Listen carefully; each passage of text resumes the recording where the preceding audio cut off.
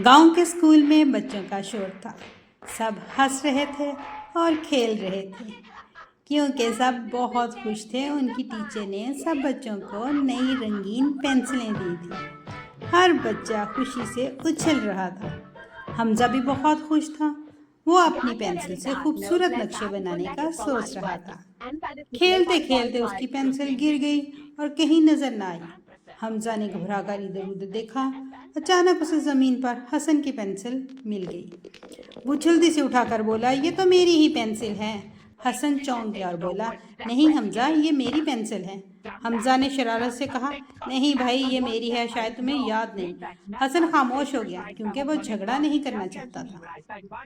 अगले दिन टीचर ने क्लास में आकर सब बच्चों से पूछा, बच्चों, कल क्या किसी बच्चे की पेंसिल खोई थी? हसन ने आहिस्ता से हाथ खड़ा किया।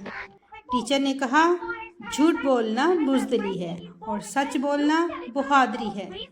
हमजा का दिल जोर जोर से धड़कने लगा। वो खड़ा हुआ और कहा, टीचर, वो पेंसिल हसन की थी, मैंने झूठ बोला था। क्लास में खामोशी छा गई। टीचर मुस्कुराकर बोली, शाबाश बेटा, तुम बहादुर हो। टीचर ने नई पेंसिल इनाम में दी। सब बच्चों ने तालियां बजाईं। हसन ने भी हमजा को गले से लगा लिया।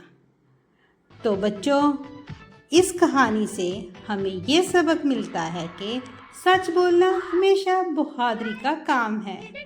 झूठ वही लोग बोलते हैं जो कमज़ोर होते हैं, जो सच का सामना नहीं करना चाहते। तो बच्चों, हमेशा सच बोलना, हमेशा सच बोलें, यही असल इनाम है। तो कहानी अच्छी लगी है तो इसको लाइक और शेयर करें और हाँ, चैनल को सब्सक्राइब करना मत भूलिएगा। फिर मिलेंगे इस तरह की नई खूबसूरत कहानी के साथ। तब तक के लिए अल्लाह हाफिज़।